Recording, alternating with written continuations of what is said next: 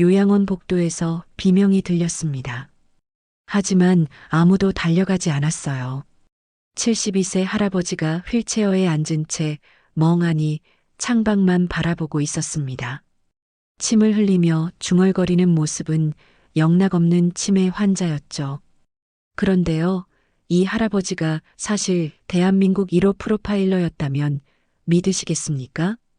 오늘은 요양원, 노인 학대, 정의 실현의 반전 드라마를 들려드립니다. 아침 7시 햇살 요양원은 하루를 시작하고 있었습니다. 3층 건물에 10명의 어르신이 생활하는 중형 요양원이었어요.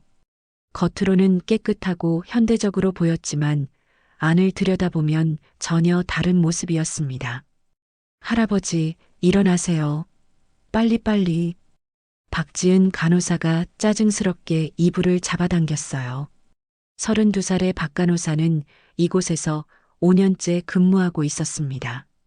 하지만 노인들을 대하는 태도는 점점 거칠어지고 있었어요. 강민호 할아버지는 천천히 눈을 떴습니다.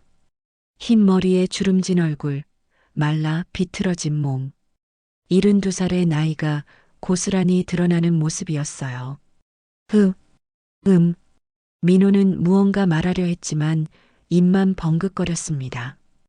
박 간호사는 한숨을 쉬며 거칠게 민호를 일으켜 세웠어요. 또 실례하셨네. 매번 기저귀 가는 것도 일이에요. 민호는 고개를 떨구며 순순히 따랐습니다. 하지만 그의 눈동자는 박 간호사의 모든 행동을 정확히 추적하고 있었어요. 손목 시계를 보는 각도, 호주머니에서 무언가를 꺼내는 동작, 복도, CCTV의 사각지대, 모든 것을 관찰하고 있었습니다. 세면실로 가는 길, 민호는 다른 어르신들과 마주쳤어요. 85세 박영수 할아버지는 벽을 짚고 힘겹게 걸어가고 있었습니다. 영수 할아버지, 안녕하세요. 민호가 떨리는 목소리로 인사했어요. 박 할아버지는 고개를 끄덕였지만 말이 없었습니다. 눈가에 멍자국이 희미하게 남아 있었어요. 민호는 그것을 놓치지 않았습니다. 3일 전에는 없었던 멍. 누가 때렸어? 민호의 머릿속에서 분석이 시작되었지만 겉으로는 아무 표정도 짓지 않았어요. 세면을 마치고 복도를 지나는데 71세 정미숙 할머니가 창가에 앉아 울고 계셨습니다. 할머니, 괜찮으세요? 민호가 다가가 물었어요. 우리 딸이 전화를 안 받아요. 벌써 2달째. 정할머니가 눈물을 닦으며 말했어요. 민호는 할머니 옆에 앉았습니다. 딸이 올 거예요. 그럴까요? 제 통장에서 돈이 계속 빠져나간대요. 근데 제가 뭘 샀는지 기억이 안 나요. 민호의 눈빛이 날카로워졌어요. 하지만 여전히 치매 환자처럼 행동했습니다. 기억 안 나는 게 당연해요. 식사 시간이 되자 어르신들이 식당으로 모였어요. 민호는 휠체어를 타고 구석 자리에 앉았습니다. 떨리는 손으로 숟가락을 들려 했지만 흘리기 일쑤였어요. 아이고, 강 할아버지 또 흘리시네. 애기도 아니고. 박 간호사가 비웃듯 말했어요. 옆에 있던 젊은 보조 직원 이수정이 덩달아 킥킥거렸습니다. 간호사님, 요새 할아버지들 관리가 힘들죠? 에이, 말도 마. 치매 걸린 노인들이 제일 힘들어. 말도 안 통하고. 두 사람은 민호가 듣고 있는 것도 모르고 계속 수다를 떨었어요. 하지만 민호는 모든 대화를 기억하고 있었습니다.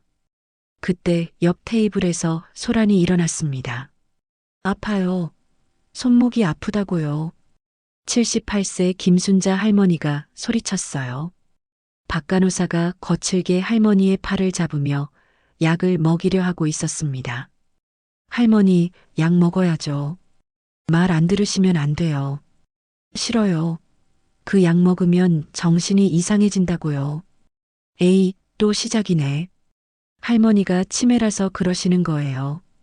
박 간호사는 강제로 할머니 입에 약을 밀어 넣었어요. 할머니는 울먹이며 약을 삼킬 수밖에 없었습니다.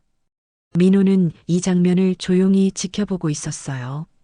눈동자가 미세하게 움직이며 상황을 분석하고 있었습니다. 과다 투약, 패턴 확인 필요, 기록해야 함.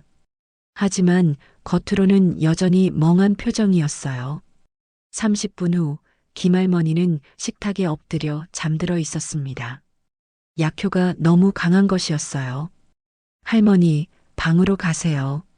박 간호사가 할머니를 흔들었지만 반응이 없었어요. 에휴, 또 이러네. 수정아, 방으로 옮겨. 네, 간호사님. 두 사람이 할머니를 거칠게 휠체어에 태워 끌고 갔습니다. 민호는 그 모습을 끝까지 지켜봤어요. 오후 2시 면회 시간이었습니다. 몇몇 어르신들에게는 가족이 찾아왔지만 민호에게는 아무도 오지 않았어요. 이미 3개월째였습니다. 강민호 할아버지, 오늘도 면회객 없으시네요. 원무과 직원이 동정 어린 목소리로 말했어요. 민호는 고개를 끄덕이며 창밖만 바라보았습니다. 창밖으로 한 가족이 보였어요. 젊은 부부가 노모를 모시고 산책하고 있었습니다. 웃음소리가 들렸어요. 민호의 가슴이 아팠습니다. 사실 민호에게는 가족이 있었어요. 아들 강준석은 45살의 중견 기업 부장이었습니다. 며느리 이수진은 37살로 패션 사업을 하고 있었고 손녀 강윤아는 19살 대학생이었어요. 하지만 아들 부부는 요양원에 민호를 맡긴 후 거의 방문하지 않았습니다.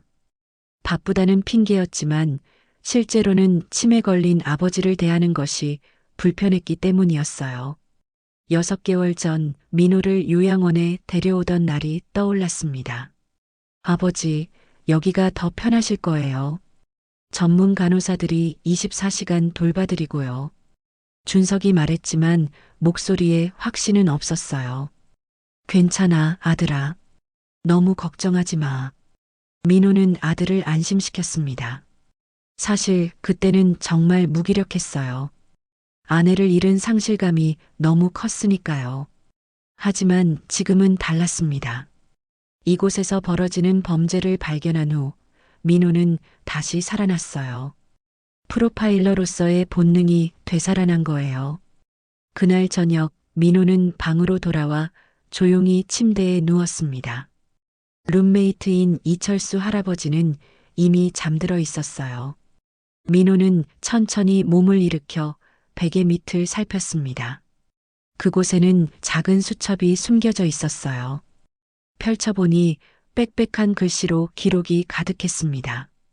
10월 15일 마이너스 박지은 간호사, 김순자 할머니에게 과다 약물 투여 의심, 할머니 의식 저하 심화.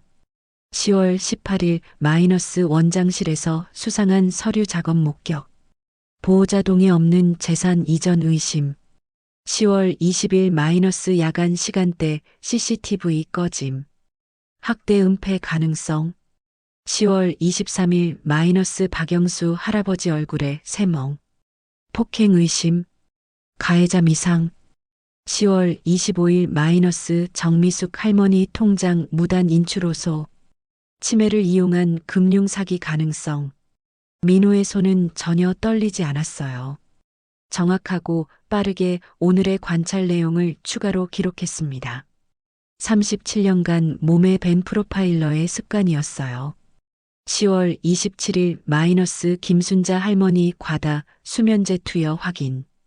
약물 투여 후 6시간 의식 없음. 패턴 분석 매주 화요일과 금요일 집중 투약. 이유 불명. 기록을 마친 민호는 수첩을 다시 베개 밑에 숨겼습니다. 그리고 창밖을 바라보며 조용히 중얼거렸어요. 아직 끝나지 않았어. 증거가 더 필요해. 목소리는 또렷했습니다. 치매 환자의 목소리가 아니었어요. 강민호.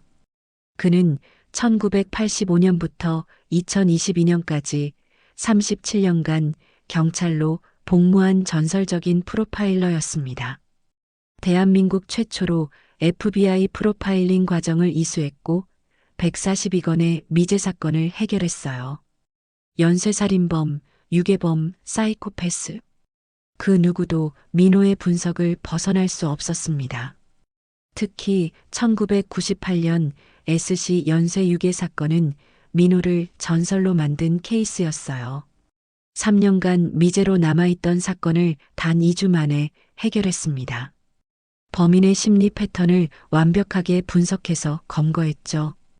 2015년에는 인터넷 사기 조직 소탕 작전을 지휘했어요. 전국에 퍼져 있던 보이스피싱 조직 52개를 일거에 검거했습니다. 그 공로로 대통령 표창까지 받았어요. 하지만 3년 전 아내가 세상을 떠난 후 민호는 급격히 쇠약해졌어요.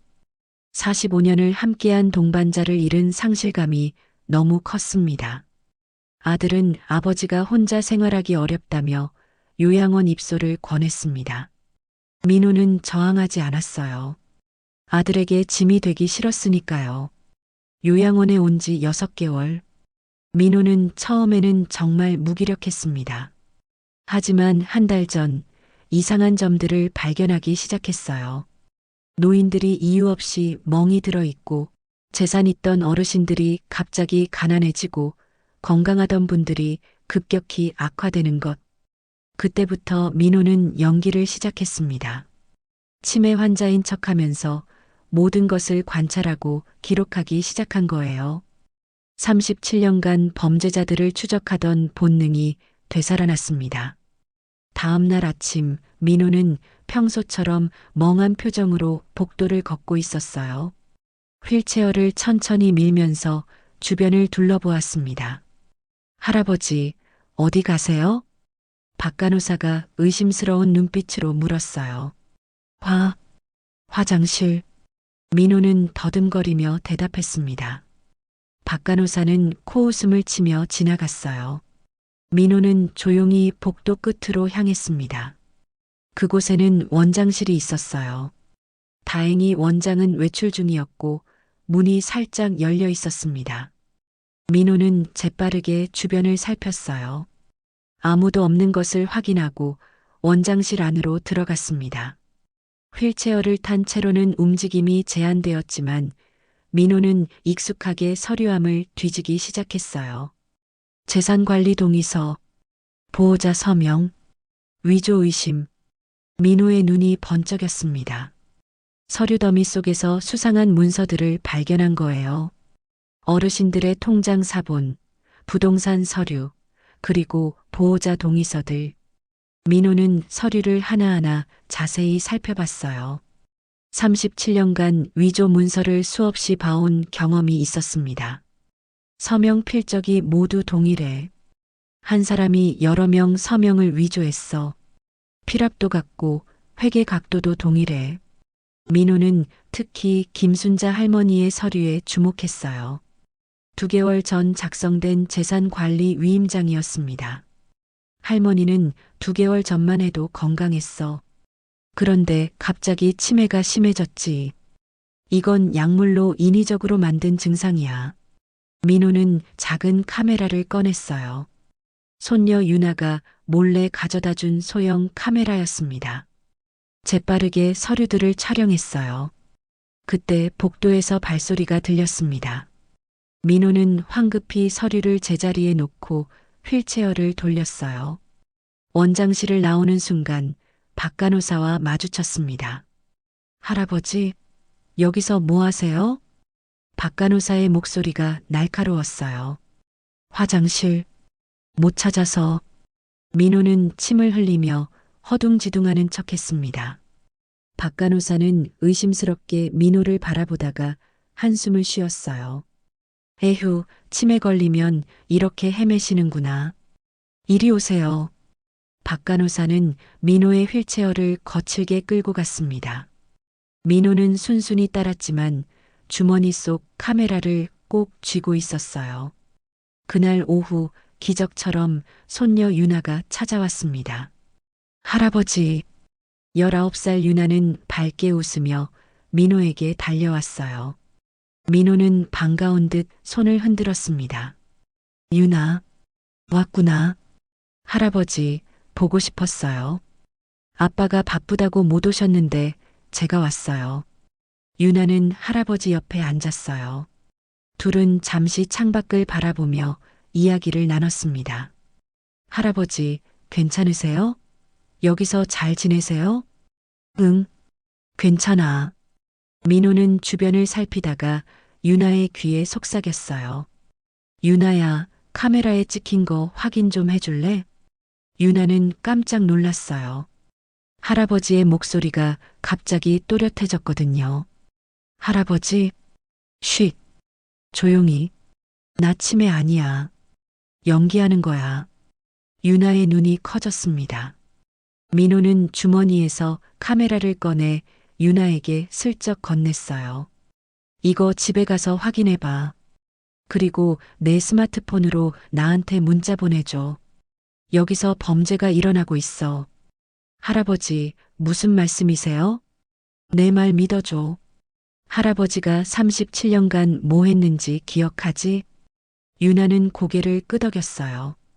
어렸을 때부터 할아버지가 유명한 프로파일러였다는 이야기를 들어왔으니까요. 초등학교 때 학교에서 우리 가족 자랑하기 시간에 할아버지 이야기를 했던 기억이 났습니다. 할아버지가 FBI 프로파일링 배웠다며 자랑했는데 친구들이 다 부러워했어요. 유나가 작은 목소리로 말했어요. 그래, 그때가 벌써 10년 전이네.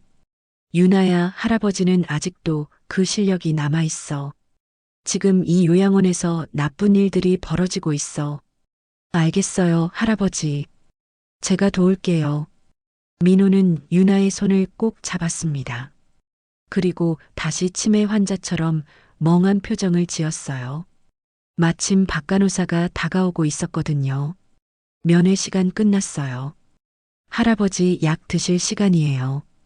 유나는 할아버지에게 인사하고 나갔습니다. 하지만 가슴속에는 결심이 단단히 자리 잡고 있었어요. 그날 밤 민호의 방에 이상한 일이 벌어졌습니다. 할아버지, 약 드세요. 박간호사가 평소보다 많은 약을 가져왔어요. 민호는 순순히 약을 받아 입에 넣는 척했습니다. 하지만 실제로는 혀 밑에 숨겼어요. 박간호사가 나가자마자 민호는 약을 뱉어냈습니다. 그리고 조명을 켜고 약을 자세히 살폈어요. 수면제. 이 정도 양이면 코끼리도 잘 거야. 민호는 약을 휴지에 싸서 숨겼습니다. 증거품이 될 수 있으니까요. 1시간 후 민호의 방문이 조용히 열렸어요. 박간호사가 들어와서 민호가 잠들었는지 확인했습니다. 민호는 코를 골며 자는 척했어요. 잘 자네, 할아버지. 박간호사는 비웃으며 나갔습니다. 민호는 눈을 살짝 뜨고 박간호사가 복도로 사라지는 것을 지켜봤어요. 뭔가 있어. 오늘 밤에 무슨 일이 일어날 거야. 민호는 조용히 침대에서 일어났습니다. 휠체어를 타고 방문 앞까지 갔어요. 문을 살짝 열고 복도를 살폈습니다. 밤 11시 복도는 조용했어요. 하지만 저 멀리 원장실에 불이 켜져 있었습니다. 민호는 조심스럽게 휠체어를 밀고 복도로 나왔어요. 원장실 근처까지 가자 목소리가 들렸습니다. 이번 달 수익이 괜찮네요. 박간호사의 목소리였어요. 그럼요. 김순자 할머니 집 팔았잖아요. 3억이에요. 원장의 목소리가 들렸습니다. 보호자는 모르죠? 당연하죠. 서류는 완벽하게 위조했어요. 할머니는 치매라 아무것도 모르고요. 민호는 주머니에서 손녀가 준 스마트폰을 꺼냈어요. 녹음 기능을 켜고 문틈에 가까이 댔습니다. 할머니 딸한테는 뭐라고 했어요? 어머니가 집을 팔고 싶어 하신대요. 라고 했죠. 딸도 바빠서 확인도 안 하더라고요. 요즘 사람들 참 각박해. 부모 요양원 맡겨놓고 관심도 없어. 두 사람이 냉소적으로 웃었어요. 다음 타겟은 강민호 할아버지예요. 민호의 심장이 뛰었습니다. 강민호? 그 사람 재산 많아요? 강남에 아파트 있어요. 시세 15억쯤. 아들이 상속 포기 각서 써놨으니 우리가 가로챌 수 있어요. 좋아요. 빨리 진행해요. 그 할아버지 건강이 너무 좋아서 문제예요. 괜찮아요. 약으로 빨리 악화시킬게요. 한 달이면 충분해요. 민호는 온몸에 소름이 돋았습니다. 자신을 죽이려는 계획을 듣고 있는 거예요. 그나저나 CCTV는 잘 관리하고 있죠? 네, 매일 밤 11시부터 새벽 5시까지는 꺼놓고 있어요. 그 시간에는 뭘 해도 증거 안 남아요. 보안업체에는 시스템 점검한다고 해놨어요. 한 달에 한 번씩 점검하는 게 정상이래요.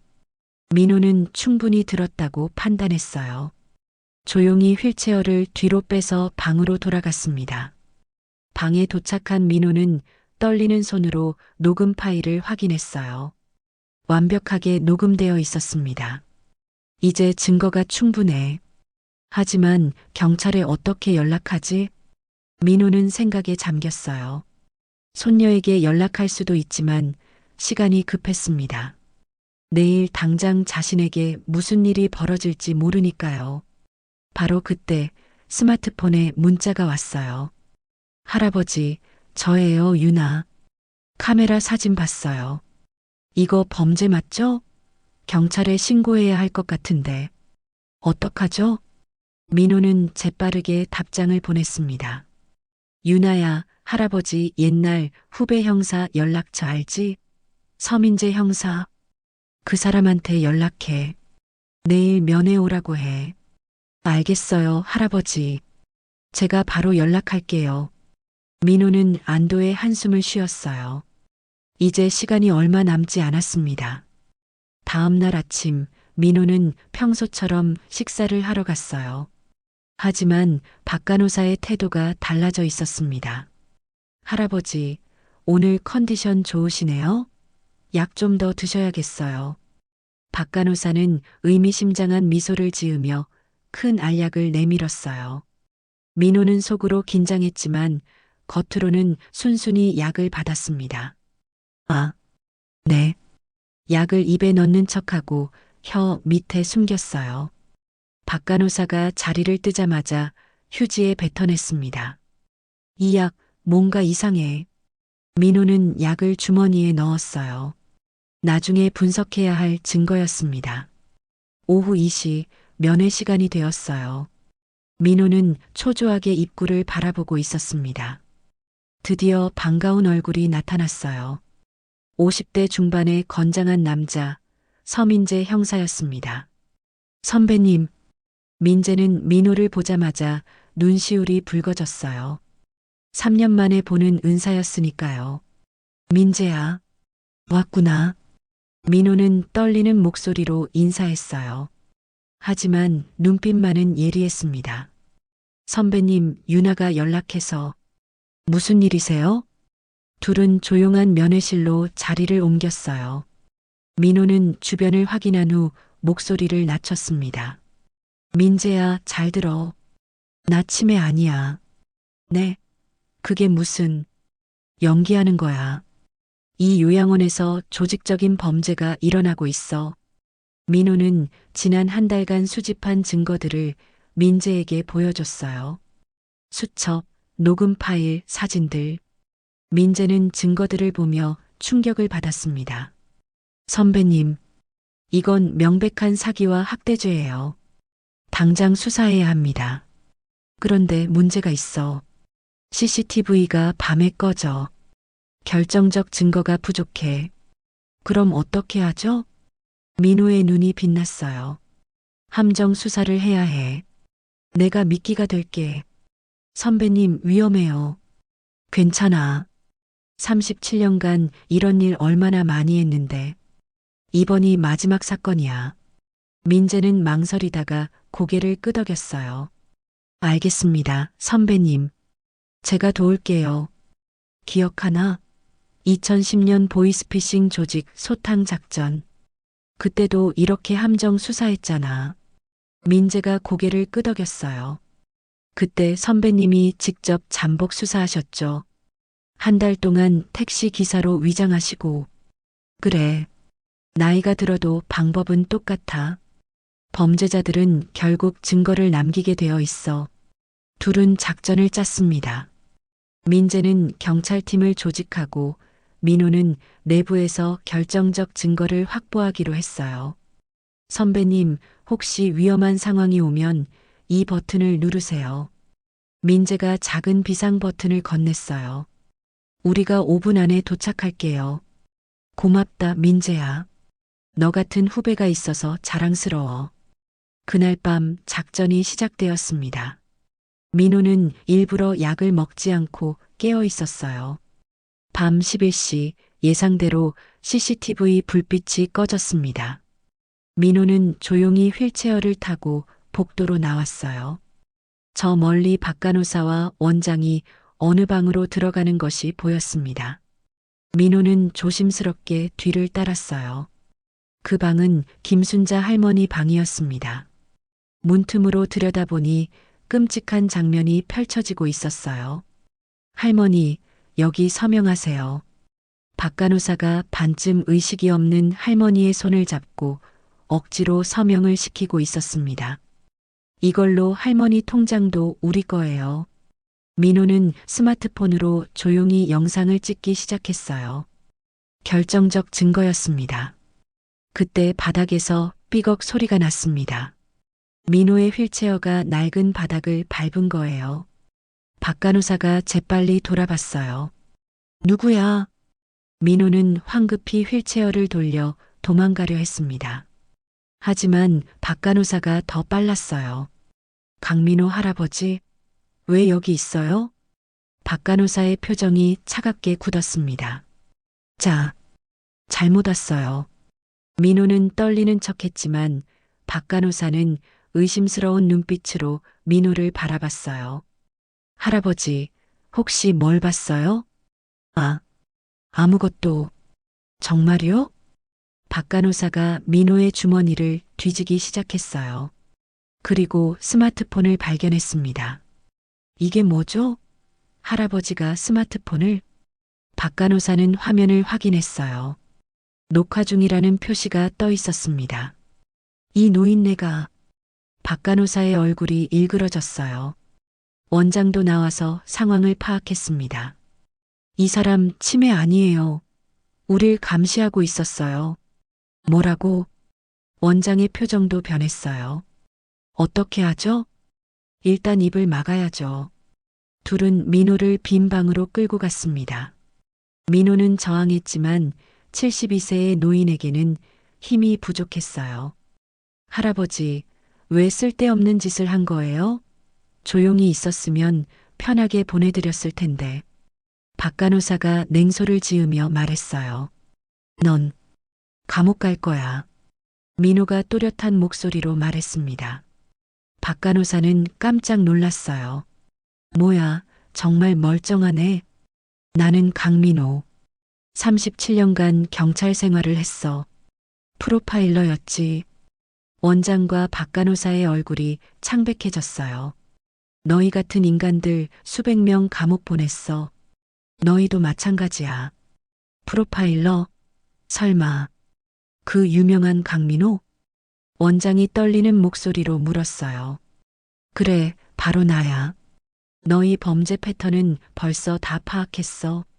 매주 화요일과 금요일에 집중적으로 약물 투여하는 이유도 알아. 그날이 보호자 면회가 적은 날이거든. 박간호사가 당황했어요. 아무 소용 없어요. 증거 다 없앨 거니까. 박간호사는 스마트폰을 빼앗아 바닥에 내던졌어요. 화면이 깨졌습니다. 그리고 할아버지도 오늘 밤 심장마비로 돌아가실 거예요. 박간호사가 주사기를 꺼냈어요. 민호는 순간 긴장했습니다. 바로 그때 복도에서 발소리가 들렸어요. 경찰이다. 손들어. 서민재 형사와 경찰팀이 우르르 들이닥쳤습니다. 뭐야? 박간호사와 원장은 당황했어요. 박진은, 김철수 당신들을 사기, 횡령, 노인학대 혐의로 체포한다. 경찰들이 둘을 제압했습니다. 민호는 안도의 한숨을 쉬었어요. 선배님, 괜찮으세요? 민재가 달려와 민호를 부축했습니다. 괜찮아. 잘했어, 민재야. 선배님이 보낸 실시간 영상 스트리밍 덕분에 정확한 타이밍에 올 수 있었어요. 민호는 미소를 지었어요. 스마트폰이 깨져도 이미 클라우드에 모든 영상이 저장되어 있었던 거예요. 역시 선배님이에요. 기술도 다 따라가시고 세상이 변해도 기본은 같아. 증거 확보와 타이밍이지. 다음 날 아침 요양원은 경찰로 가득했습니다. 박 간호사와 원장 그리고 공범 3명이 모두 체포되었어요. 피해자는 총 23명. 횡령 금액만 45억 원에 달했습니다. 다른 어르신들도 하나, 둘 진실을 알게 되었어요. 강 할아버지가 우릴 구해주셨대요. 정미숙 할머니가 눈물을 흘렸어요. 할아버지, 고맙습니다. 제 통장 돈도 찾을 수 있대요. 박영수 할아버지도 민호에게 인사했습니다. 할아버지, 현관에서 다급한 목소리가 들렸어요. 아들 준석과 며느리 수진, 손녀 유나가 뛰어왔습니다. 아버지, 괜찮으세요? 뉴스 보고 달려왔어요. 준석은 아버지를 꼭 안았어요. 민호는 아들의 등을 토닥였습니다. 괜찮아, 아들아. 아버지, 치매가 아니셨어요? 아니었어. 연기였지. 준석과 수지는 충격을 받았어요. 아버지, 죄송합니다. 저희가 아버지를 제대로 돌보지 못해서. 수진이 눈물을 흘리며 사과했습니다. 제가 아버지 재산만 노리고 요양원에 모셨어요. 정말 죄송해요. 민호는 며느리의 손을 잡았어요. 알고 있었어. 하지만 괜찮아. 사람은 변할 수 있으니까. 앞으로는 집에서 모실게요. 절대 요양원에 안 보낼게요. 준석이 다짐했습니다. 할아버지 최고예요. 유나가 할아버지를 끌어안으며 외쳤어요. 그때 서민재 형사가 다가왔습니다. 선배님, 경찰청에서 연락 왔어요. 이번 사건으로 전국 요양원 전수조사가 시작된대요. 그래, 잘 됐네. 그리고 선배님께 감사패를 드리고 싶대요. 됐어. 난 그냥 당연한 일을 했을 뿐이야. 민호는 창밖을 바라보았어요. 햇살이 따뜻하게 내리쬐고 있었습니다. 2주 후 민호는 아들 집으로 돌아왔어요. 넓은 거실, 따뜻한 가족의 품이었습니다. 아버지, 식사하세요. 수진이 정성껏 차린 밥상을 내왔어요. 민호는 감사하며 받았습니다. 할아버지, 오늘 뉴스 봤어요? 유나가 TV를 켰어요. 뉴스에서는 요양원 개혁 법안이 통과되었다는 소식이 나오고 있었습니다. 강민호 씨의 용기 있는 신고 덕분에 전국 요양원 관리 시스템이 대폭 개선될 예정입니다.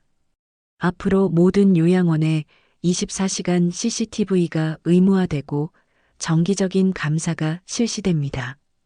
화면에는 민호가 경찰청에서 표창을 받는 장면이 나왔어요. 또한 노인 재산 관리에 대한 법적 보호 장치도 강화됩니다. 민호는 흐뭇하게 웃었어요. 할아버지, 정말 대단하세요. 72살에도 범죄자를 잡다니. 유나야, 나이는 숫자일 뿐이야. 정의감은 늙지 않아. 민호는 창밖을 바라보며 조용히 중얼거렸어요. 37년간 해온 일이야. 마지막까지 잘 마무리했네. 저녁이 되자 온 가족이 거실에 모였습니다. 오랜만에 함께하는 시간이었어요. 아버지, 정말 죄송했어요. 앞으로는 제가 매일 모시겠습니다. 준석이 진심으로 말했어요. 괜찮아, 아들아. 내가 바쁜 거 아니까. 아니에요. 아버지가 우선이에요. 이제 알았어요. 민호는 아들의 손을 꼭 잡았습니다. 가족의 온기가 느껴졌어요. 아버지, 오늘부터 제가 아침마다 산책같이 가요. 건강 챙기셔야 해요. 수진도 다짐했어요. 저는 주말마다 올게요. 할아버지랑 영화도 보고 맛있는 것도 먹어요. 유나가 밝게 웃었어요. 그날 밤 민호는 서재에 앉아 있었습니다. 책장에는 37년간의 기록이 가득했어요. 해결한 사건 파일들, 표창장들, 그리고 동료들과 찍은 사진들. 민호는 마지막 수첩을 꺼내 한 줄을 적었습니다. 사건 번호 143. 햇살 요양원 조직적 사기 및 학대 사건. 해결 완료. 143번째 사건. 마지막 사건이었습니다. 민호는 수첩을 닫으며 미소를 지었어요. 끝났어. 이제 진짜 쉬어도 되겠네. 하지만 민호의 눈빛에는 여전히 날카로움이 남아 있었습니다. 언제든 다시 깨어날 수 있는 프로파일러의 본능이었어요. 책상 위에는 경찰청에서 받은 공로패가 놓여 있었어요. 정의를 위해 평생을 바친 대한민국 1호 프로파일러 강민호에게라고 적혀 있었습니다. 민호는 공로패를 쓰다듬으며 생각했어요.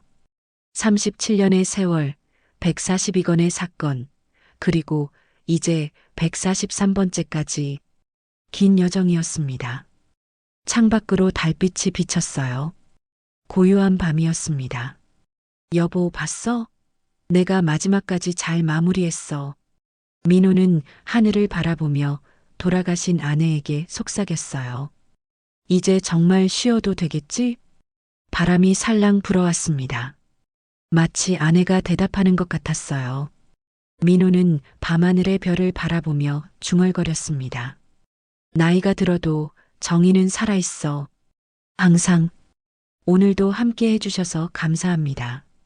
가족 이야기, 노후 드라마, 감동 오디오북을 통해 여러분의 마음에 작은 위로와 공감을 전하고 있습니다. 앞으로도 더 많은 인생 사연과 감동 이야기를 함께 하시려면 구독과 좋아요, 알림 설정 꼭 부탁드립니다.